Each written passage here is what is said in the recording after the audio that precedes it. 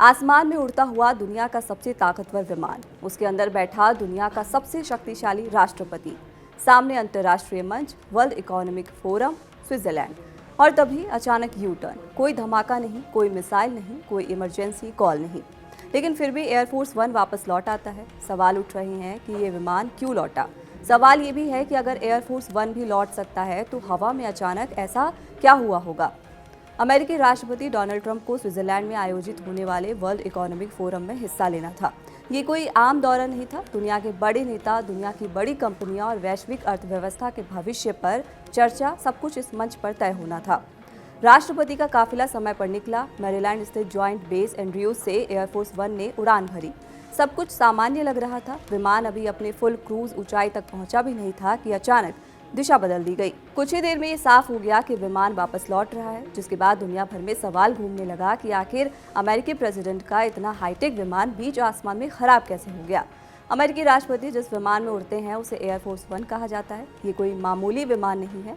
तकनीकी तौर पर ये एक बोइंग 747-200B सीरीज का विमान है, जिसे सैन्य नाम दिया गया है VC-25A।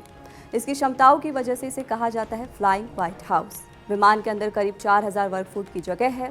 राष्ट्रपति के लिए अलग प्राइवेट स्वीट है, पूरा ऑफिस सेटअप है, हाई लेवल मीटिंग रूम है। जरूरत पड़े तो विमान को ऑपरेशन थिएटर में बदला जा सकता है। डॉक्टरों की टीम हमेशा इसमें मौजूद रहती है। सीक्रेट सर्विस और सुरक्षा सलाहकारों के लिए अलग सेक्शन है। एयरफोर्स वन सिर्फ ट्रैवल का साधन नहीं है, ये एक चलता फिरता कमांड सेंटर है। राष्ट्रपति दुनिया के किसी भी देश से डायरेक्ट संपर्क कर सकते हैं, हवा में उड़ते हुए देश को संबोधित कर सकते हैं। जरूरत पड़ने पर यहीं से सैन्य आदेश भी दिए जा सकते हैं, यानी अगर जमीन पर सब कुछ ठप भी हो जाए तो भी सत्ता चल सकती है। विमान में एंटी मिसाइल डिफेंस सिस्टम है। इलेक्ट्रोमैग्नेटिक पल्स यानी EMP से बचाव की खास कोटिंग की हुई है। परमाणु हमले का असर भी इस विमान पर सीमित रहता है। हवा में ही ईंधन भरने की क्षमता है। कई हफ्तों तक लगातार उड़ान संभव है। यही एयरफोर्स वन की सबसे बड़ी ताकत है, जीरो रिस्क पॉलिसी। लेकिन फिर अचानक ऐसा क्या हो गया कि विमान को यू टर्न लेना पड़ा। रिपोर्ट्स के मुताबिक उड़ान के दौरान विमान के चालक दल को एक अलर्ट मिला। यह अलर्ट किसी बाहरी खतरे का नहीं था, कोई हमला नहीं था, कोई दुश्मन देश का इशारा नहीं था, बल्कि ये था एक मामूली तकनीकी खराबी। बताया गया कि ये एक तरह की इलेक्ट्रिकल समस्या थी। उस वक्त किसी तरह की आधिकारिक घोषणा नहीं की गई, बस इतना कहा गया कि स्थिति की जांच की जा रही है। और यहीं से अफवाहों की उड़ान शुरू हो गई। क्या विमान के सिस्टम से छेड़छाड़ हुई? क्या कोई साइबर या इलेक्ट्रॉनिक हमला था? क्या राष्ट्रपति ट्रंप की सुरक्षा को खतरा था? हालांकि कुछ घंटों बाद व्हाइट हाउस की रैपिड रिस्पांस टीम ने सोशल मीडिया पर बयान जारी किया। उन्होंने साफ कहा कि ये फैसला पूरी तरह एहतियातन लिया गया।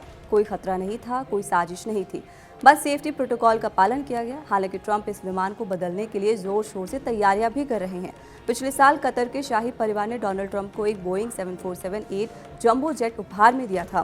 ट्रंप चाहते हैं कि इसे एयरफोर्स वन के बेड़े में शामिल किया जाए। फिलहाल ये विमान मॉडिफिकेशन फेज में है।